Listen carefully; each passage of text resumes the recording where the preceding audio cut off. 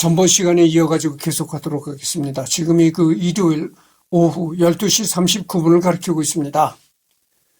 그는 글을 많이 배우지 못한 장사치였으나 총명하고 입담이 좋았다. 여기 보면 청나라에서 조사하였을 때 본인이 써가지고 있던 문서가 있었던 내용이 있는 걸 보아 아예 문맹은 아니었다. 어쨌든 자기 이름 석자는 쓸 수 있지만 책을 집필할 정도까지는 아니었던 듯하다. 이 청나라에서, 중국 청나라에서 문순득이를 조사했던 그 문서가 있다는 겁니다. 거기 그 문서에 이 문순득이가 직접 썼다는 글이 있다는 거예요. 그걸 보아서 문순득이란 사람이 글을 쓰는 능력이란 것은 자기 이름 석자만 쓰는 그 정도에 불과했을 것이다. 그 이상의 글을 집필한다는 능력은 없었다 이런 얘기죠.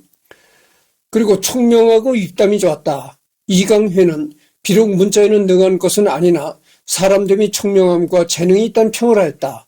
그래서 이강회라는 사람이 누구냐면 이강회라는 사람이 이제 정약용의 아주 수제자죠.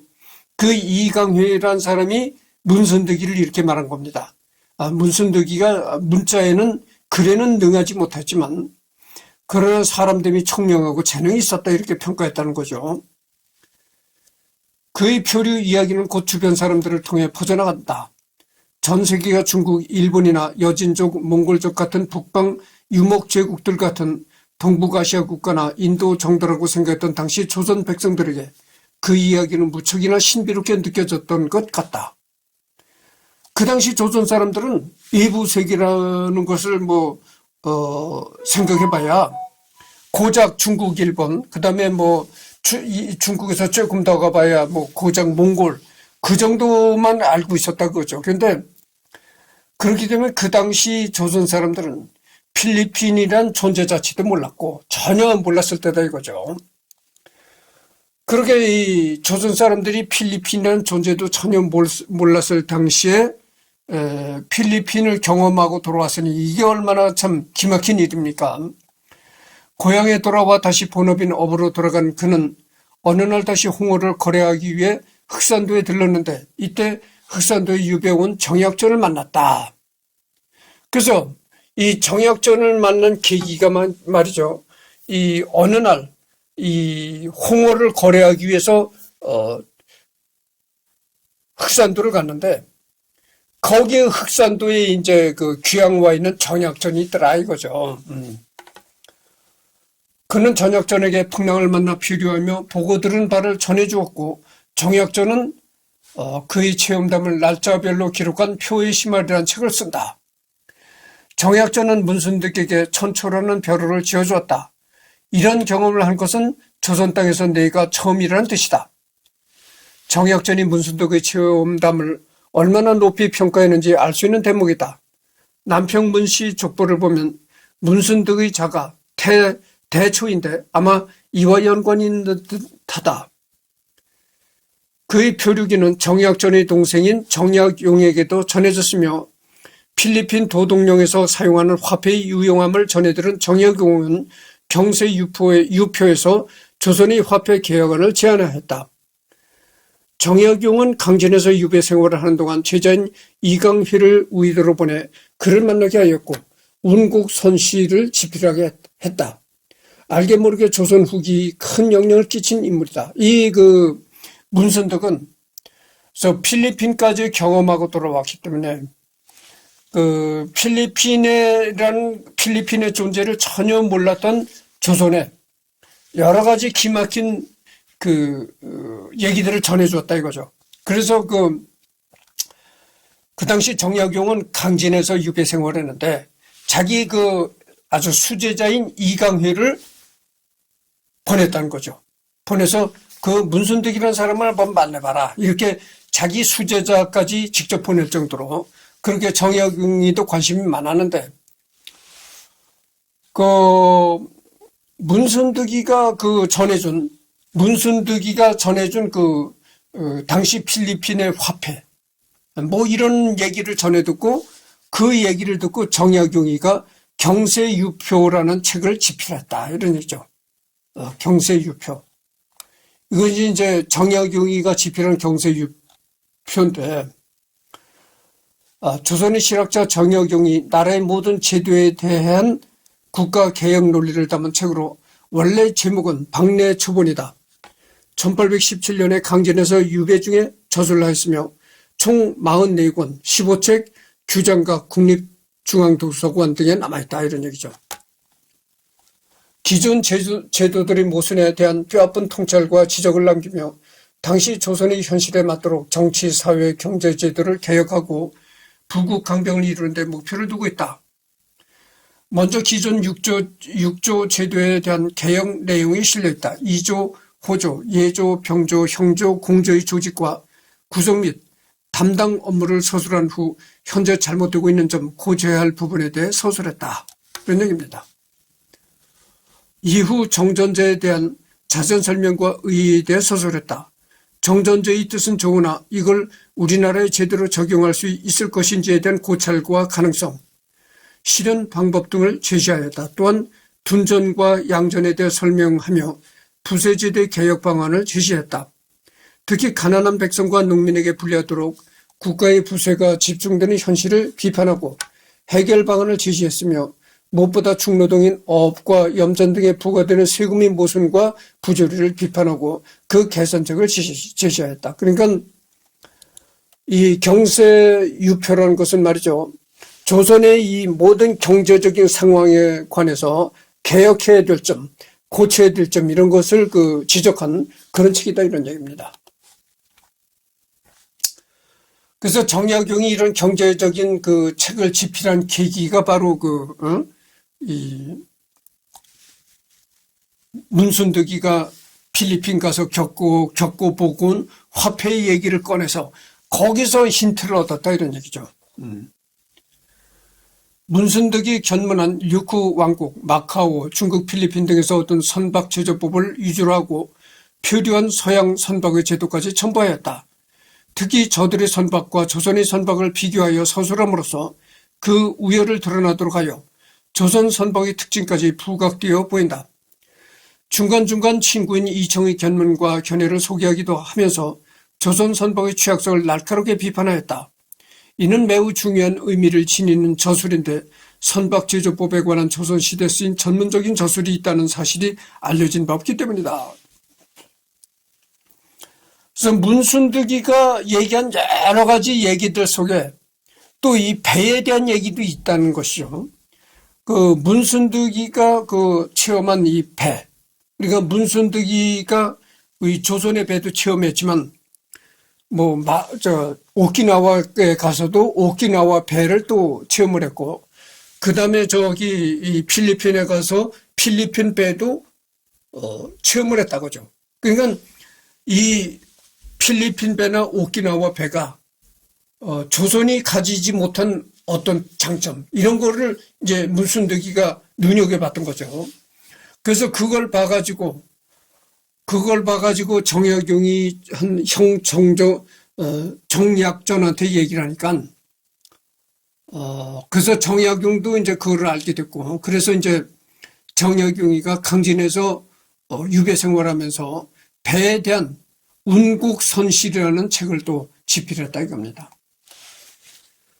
효의심을 집필을 계기로 그는 정약전과 우정을 나누는 사이가 되었다. 그는 정약전을 가족처럼 모셨고 정약전이 19살 연상으로 거의 아버지 뻘이었다. 그러니까 정약전이가 문순득이보다 한 19살에서 20살 정도의 형님이란 거죠. 자기가 한 얘기를 다 이 책으로 집필까지 하니까 이 정약전이를 아주 극진히 가족처럼 이렇게 이 문순득이에 모셨던 겁니다.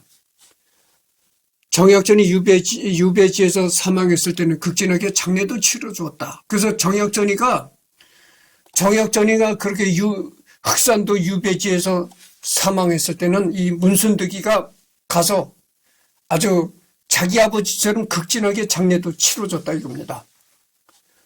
정약용도 형 전약전을 통해 그의 친절을 알고 있었기 때문에 그가 아들을 낳았을 때 아들 이름도 지어주고 정약전이 사망한 후 그가 장례를 잘 치러준 것을 감사하는 편지도 보냈다. 그래서 이 정약전의 동생 정약용도 자기 형과 문순득이가 이렇게 여러 가지로 친하다. 사적으로도 친하고, 그렇다는 걸 알고서 이 문순득이가 아들을 낳자 이 문순득이 아들 이름까지 정약용이가 지어졌다 이런 얘기입니다. 참고로 표의심을 말면 112개의 한국어 단어를 한자로 적은 뒤 유쿠어와 일로카노어로 싣고 있어서 언어학적으로도 가치가 높아 일본에서는 이미 100여 년 전에 이완역되었으며 한국에서도 2005년에 완역본을 발간하였다. 그뿐만이 아니고 이 전약전이가 쓴 표의심화를 책을 보면은 그 한국어와 유쿠어, 그러니까 한국어와 오키나와어, 그 다음에 필리핀의 일로카노어, 이런 거를 언어로도 이렇게 비교 검토할 수 있는 중요한 자료다 이거죠. 그 사이 1801년 순조 1년 8월에 5명의 외국인이 제주도에 표착했는데 조선 조정에서는 이들과 말이 통하지 않아 어느 나라에서 온 사람들인지 알 길이 없었다고 한다.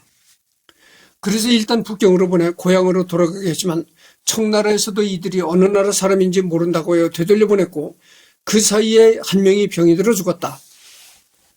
그러다 조선에 표착한 유구국 사람 궁평이 이들과 대화한 끝에 루손 사람이라는 것을 알게 되었다. 이에 제주관청에서 표류인들을 궁평과 같이 보내려고 했는데 곧바로 그가 고국으로 되돌아가면서 그대로 무산되어 잊혀졌다. 이렇게 이 표류인들은 9년이나 제주도에 머무르고 있었는데 그 사이에 또 한 명이 죽었다. 그러다가 누군가가 그 이야기를 듣고 그를 이들에게 데려다 줬는데 그가 일로카노어로 말을 걸자 그들이 드디어 집에 갈 수 있을 것 같다며 대성통곡을 했다고 한다.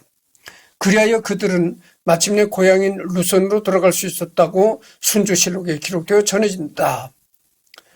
비슷한 일화로 얀 아노스 벨테브레가 핸드릭 하멜 일행을 처음으로 만난 후 숙소로 돌아와서 소매가 다 젖도록 울었다는 기록이 남아있다.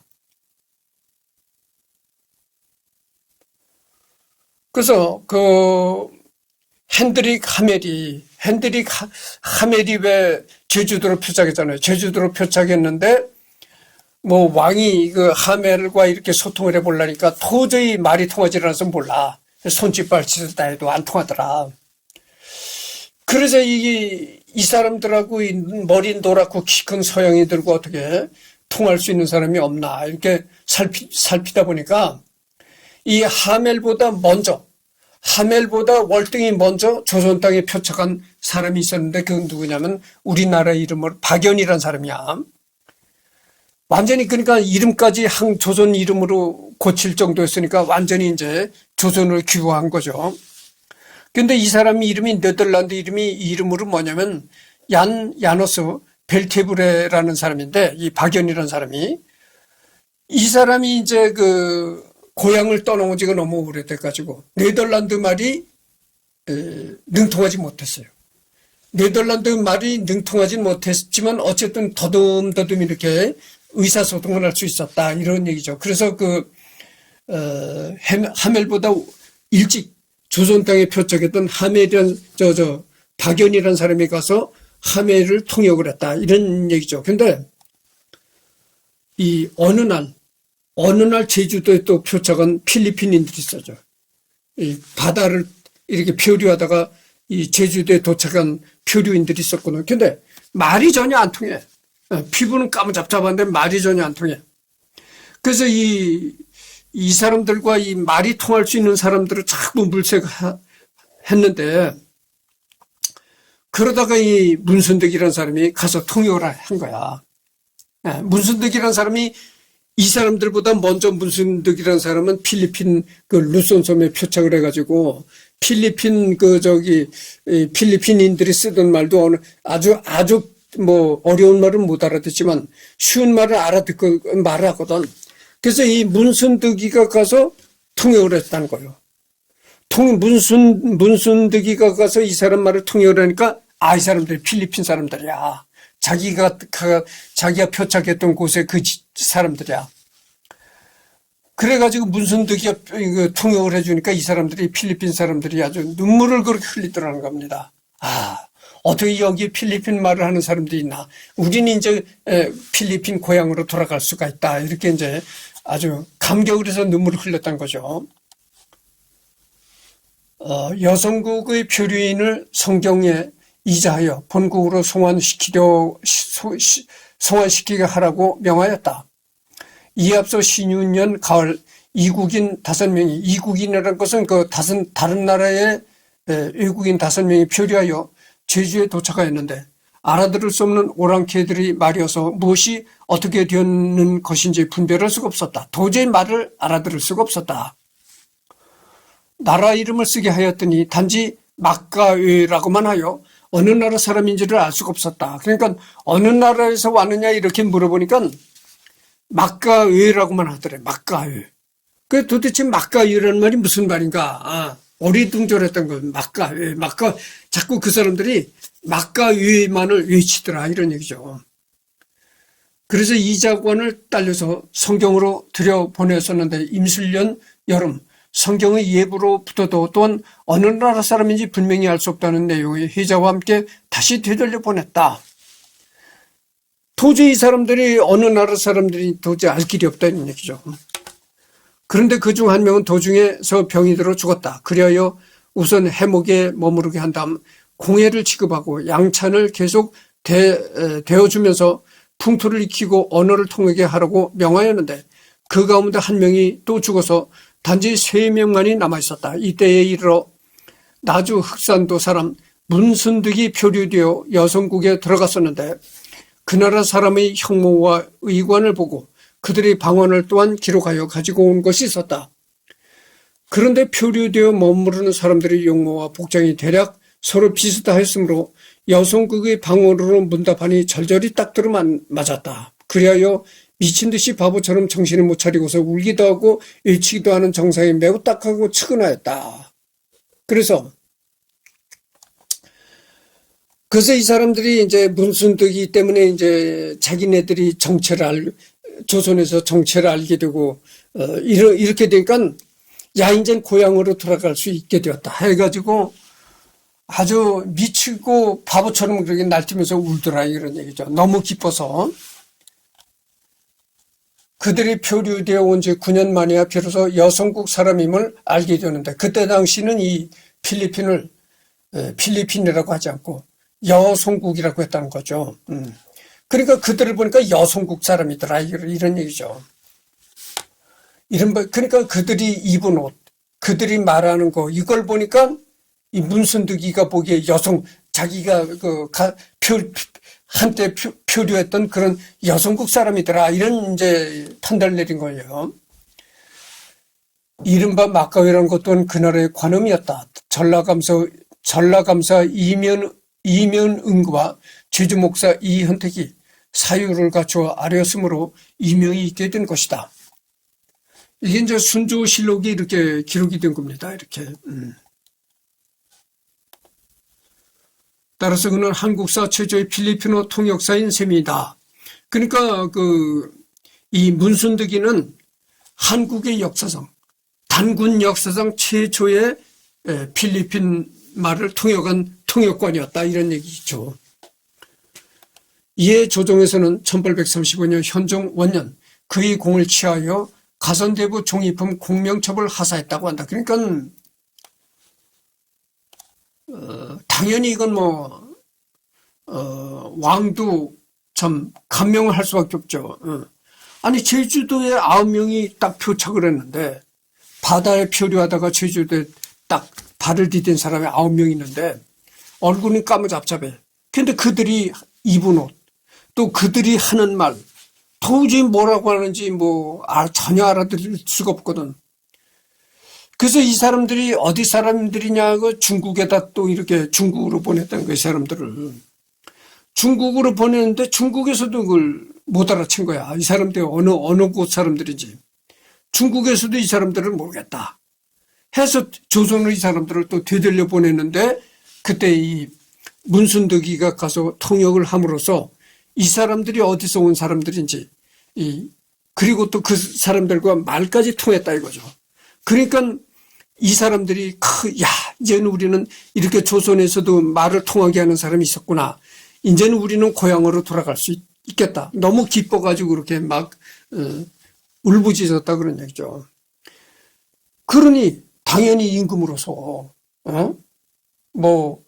명예직 벼슬을 내릴 수밖에 없는 거죠. 참고로 조선시대 관직 체계에서 정1품부터 정3품, 상계까지는 당상관이라고 해서 고위직으로 분류되었다. 상계, 정3품 하계는 당하관으로 분류되었다. 즉 비록 명예직이긴 하지만 고위직에 해당되는 어마어마한 벼슬을 얻었다. 그야말로 인생살이 세웅지마. 이후에도 천수를 누리다가 헌종 1847년 헌종 13년 4월 27일 세상을 떠났다. 이렇게 인생은 정말 세웅지마죠. 어느 한순간에 이렇게 뜨는 수가 있는 겁니다. 그래서 이렇게 비록 어부이긴 하지만, 어부고 장사꾼이긴 하지만, 그러나 어찌됐든 간에 임금으로부터 명예직 관직을 이렇게 수여받았다. 대단한 일이죠. 일단 명예직이긴 하지만 대단하다 그죠. 그래서 참 이렇게 어마어마한 명예직 벼슬을 받고 천수를 누리다가 아주 오랫동안 장수를 하다가 헌종 13년 4월 27일에 세상을 떠났다. 이런 얘기죠. 여러 일화를 볼 때 그는 비범한 기억력과 외국어 습득 재능을 가졌던 것으로 보인다. 특히 문자를 익힐 기회가 적고 외국과 교류가 전혀 전무하다시피 했던 조선시대 평민이 그랬던 것이 더욱더 놀라운 점이다. 조선시대 외국과 전혀 통상이 없고 그리고 또 그렇게 백성들의 미개했던 조선시대에 이렇게 자기가 갔던 고장의 언어, 풍습 이런 걸 다 세세히 기억하고 또 현지 적응력도 뛰어나가지고 현지에 가면 현지인들과 어울리면서 여러 가지 그 지역의 풍습까지도 알고 왔던 이 문순득이라는 평민이 수준이 그랬다는 것이 참 그 당시로선 놀라웠다 이런 얘기죠. 박연의 사례나 하멜의 사례를 봐도 그렇지만 보통 표류에서 다른 나라에 뚝 떨어진 외국인들은 박연,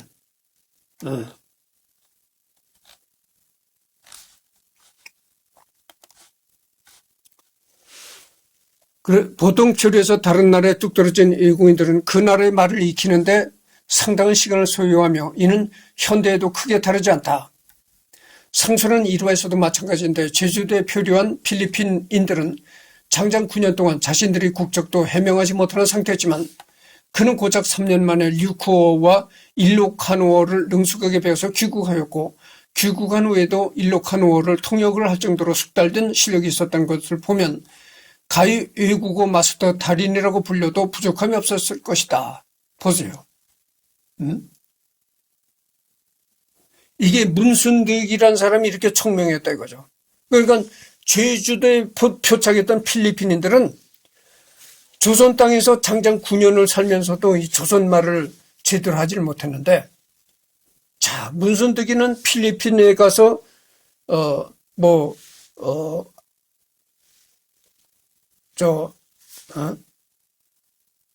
지금 딱 막혔는데 오키나와, 일본 오키나와를 통해서 필리핀을 거쳐서 이렇게 오는 세월이 3년 동안 걸렸으니까 3년도 아니죠.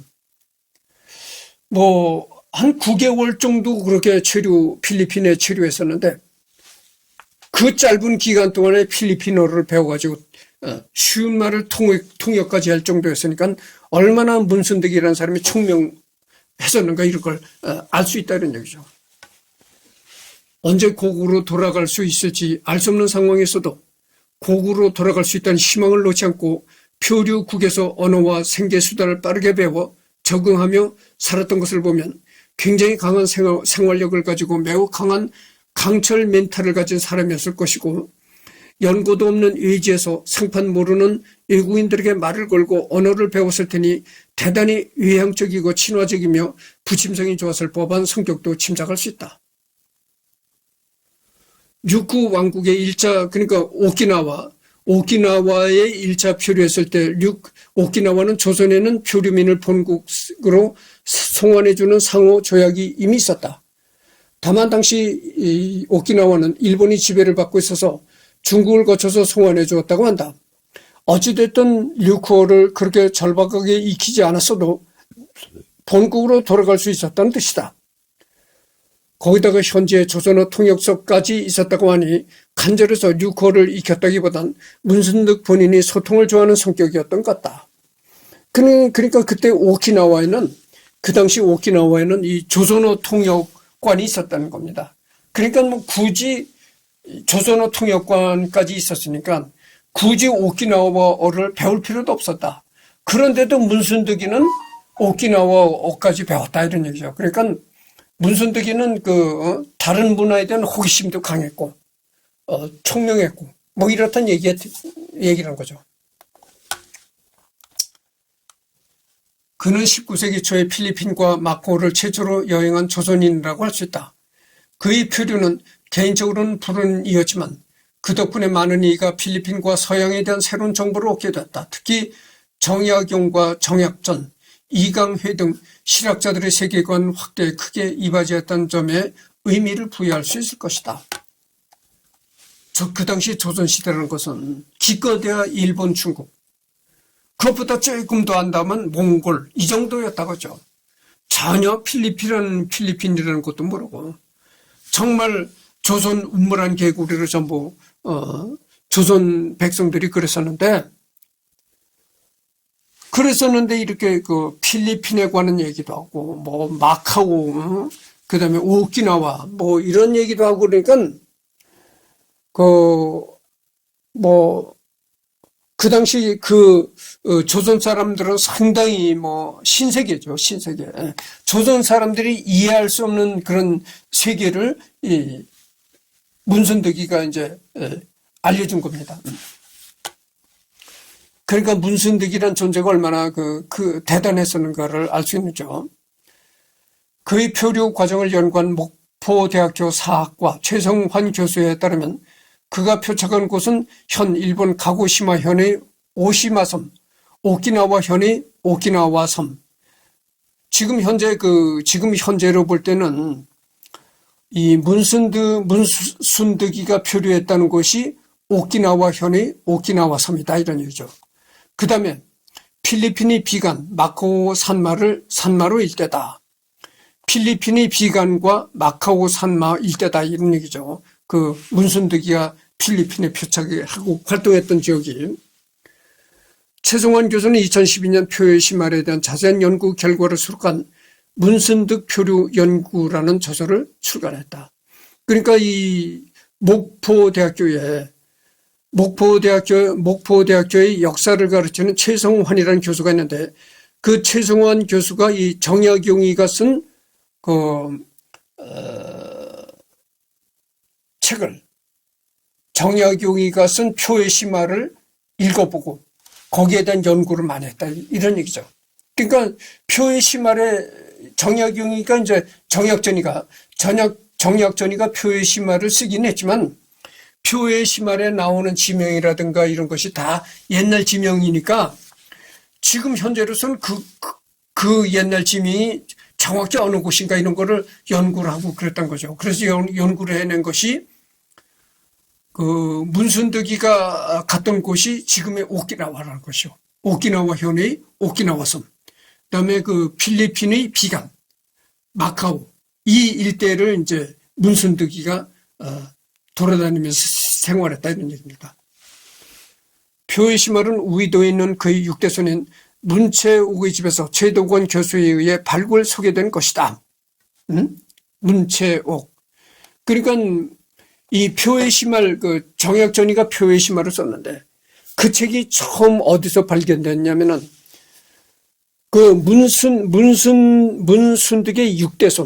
문순득의 육대손인 문채옥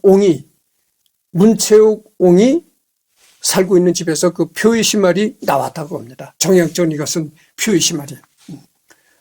최덕원 교수에 의해 발굴 소개되는 것이다. 그의 표회록은 내용상 출범, 표류, 귀환, 후기의 4단계로 구조로 되어 있고, 그래서 그 표의 심할 정약 전이가 쓴 표의 심할을 보면은 출범, 항해를 시작한 출범, 그다음에 표류, 귀환, 후기 이렇게 4단계로 구성이 되어 있다는 거죠.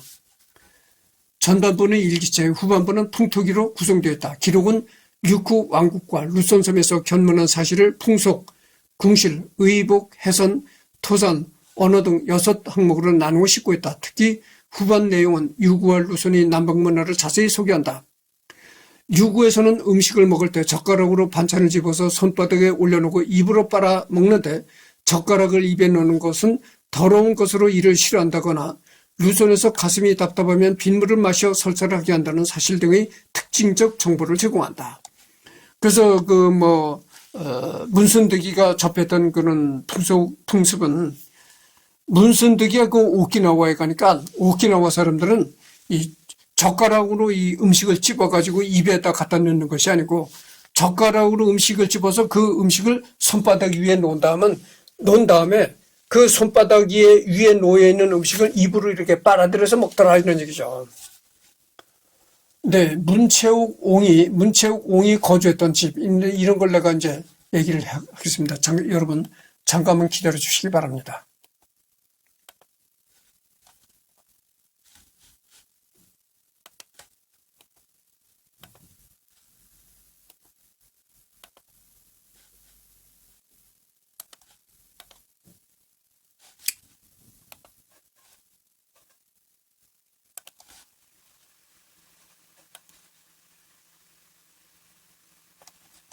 그래서 여기 본 말이죠. 이게 이제 문순득 조선을 깨보다 이 책이 있는데 이 책을 쓴 그 서미경이라는 여자는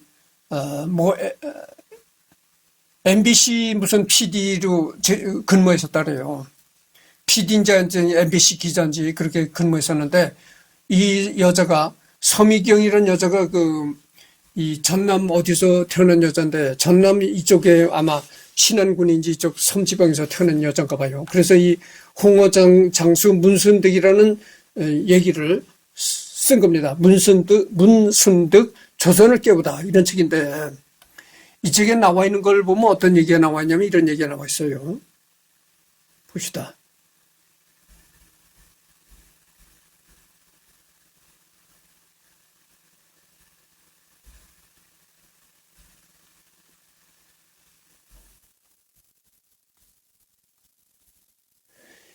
이게 말이지 이 책의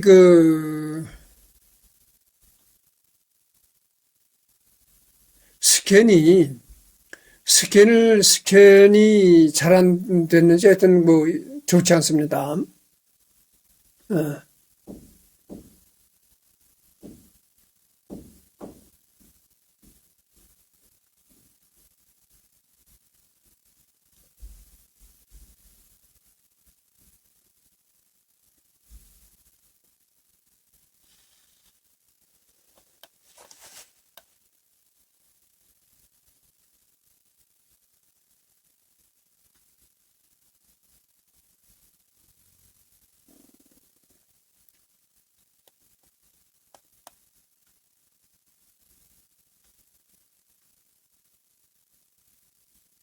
그래서 여러분들 말이죠.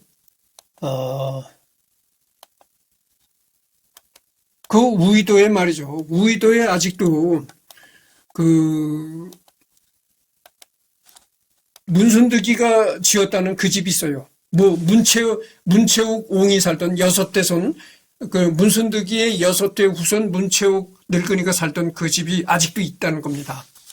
아직도 그대로 보존이 되는 거예요. 그래서 보면은 여러분들 이 항로가 처음에 우이도라는 섬에서 홍어를 싣고 그렇게 장사길에 나섰다가 이제 풍랑이 와서 바닷물에 떠돌다가 일본 오키나와에 이제 표착을 한 것이죠. 지금의 유쿠 왕국이라고 하는데 지금의 여기 오키나와입니다. 오키나와 여기에 표착을 했다가 또다시 이제 조선을 조선으로 되돌려 가려면은 여기서 조선과 직행하는 배가 없다. 그러더라고요. 그래서 조선으로 가려고 하면은 직행하는 배가 없으니까 일단 중국 상선이 잘 드나든다. 그래서 중국 상선을 타고 중국으로 갔다가 이 중국과 조선은 서로 이제 사신도 자주 왕래가 되고 하니까 그 사신을 따라서 고향을 돌아가야 된다. 이렇게 해가지고 중국을 통해서 이제 가려고 배를 탔는데 그 배가 또 파손이 된 거예요. 그 배가 또 풍랑을 만난 겁니다. 그래가지고 그 다음으로 간 게 여기야, 필리핀. 필리핀 여기를 오키나와에서 이렇게 가가지고 비간. 이게 루손섬이라는 섬인데 루손섬에서 비간이라는 곳에 이제 표착을 한 것이죠. 그랬다가 그래서 여기서 한 생활을 하다가 그 다음에 또 여기서 이제 중국으로 가는 배를 타고 마카오에 갔다가 그 다음에 난징으로 갔다가 베이징을 갔다가 그 다음에 베이징에서 이제 조선 사신을 만났는지 하여튼 그래가지고 베이징에서 의주로 오고 의주에서 이렇게 우이도로 온 것이요. 요게 그러니까 이렇게 한 바퀴 돌아온 겁니다. 이게 거리가 상당한 겁니다. 이게. 그러니까 여러분 이 거리가 상당한 게 말이죠. 바다로 이렇게 표류한 것도 대단할 뿐더러 마카오에서 이 베이징이라는 게 이 거리가 상당하거든. 이게 엄청난 거리다 이거죠. 육지로 엄청난 거리고 베이징에서 의주. 여러분 베이징에서 조선 땅 의주까지도 또 이게 엄청난 거리다 이거죠. 그러면 의주에서 우이도까지도 엄청난 거리다. 여러분 조선시대 지금과 같은 고속철이 있는 것도 아니고 그렇잖아요. 말을 타고 전북 가고 이러는데 말을 타고 걷고 이렇게 가는데 북한의 그 의주라는 곳에서 남쪽에 우이도까지 올라면 이게 또 어떻게 되겠어요. 그래서 문순득이가 이렇게 이걸 도는 게 3년 몇 개월이 걸렸다 이거죠. 이렇게 돌고 도는 게 3년 몇 개월 만에 우이도로 돌아오게 되었다 이런 얘기죠. 참 재미납니다. 그러니까 여기에 나오는데 봅시다. 여기에 여정이 나오거든요. 일지가 나오는 겁니다. 1801년 12월 우이도에서 홍어를 사러 태사도로 출발. 그러니까 원래 이 문순득이가 우이도 사람이거든.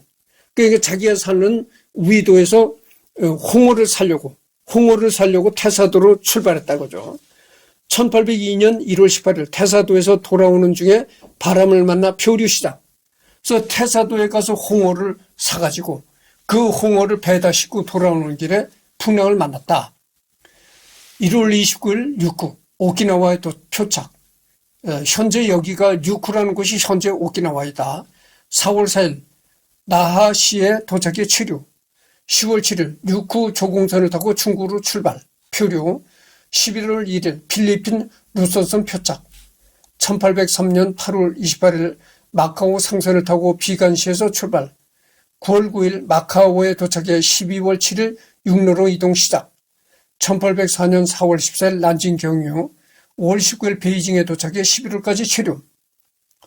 12월 16일 한양 도착. 1805년 1월 8일 고향 우이도에 도착했다. 이런 얘기입니다. 기가 막히죠. 지금과 같은 어떤 고속철과 여객기가 있는 것도 아니고 고속 비행기가 있는 것도 아니고 말이죠.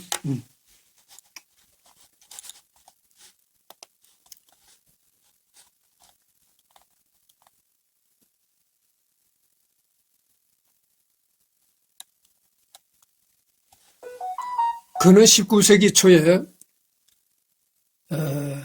잠깐만요. 지금 39분을 경과했습니다. 조금 더 읽다가 이번 시간을 이제 끝맺어야 되겠습니다.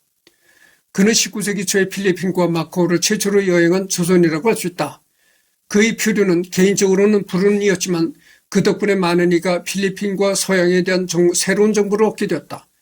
특히 정약용과 정약전, 이강회 등 실학자들의 세계관 확대에 크게 이바지했다는 점에 의미를 부여할 수 있을 것이다. 왜 서양을 알게 되었냐면은 이 필리핀이 그때 당시 스페인 식민지였었느냐 아마 그랬었던 거예요. 필리핀이 스페인 식민지였을 것입니다. 그러다 보니까 필리핀에 가서 서양의 문물을 접할 수 있었다 이런 얘기죠. 그러니까 이 조선 사람으로서 서양을 접했던 최초의 사람이 바로 문순득이었다 이런 얘기죠. 그러니까 이 개인적으로는 참 두 번씩이나 풍랑을 만나서 바닷물에서 표류하는 그런 불행한 일을 겪었지만, 개인적으로는 불행한 일을 겪었지만, 이게 역사적으로나 국가적으로 상당한 의미 있는 그런 일이었다 이런 얘기죠.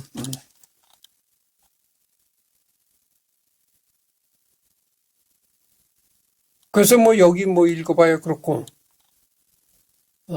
하여튼 그래서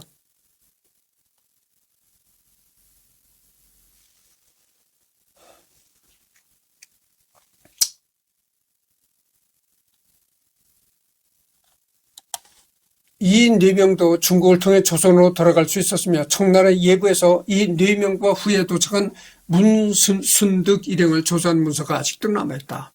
그 중국에는 이렇게 그때 당시 문순득을 조사했던 그런 문서가 아직도 남아있다는 겁니다. 그러니까 문순득이 어디서 태어났느냐, 어느 나라 사람이냐, 이런 걸 조사했던 그런 게 아직도 남아있다는 거죠.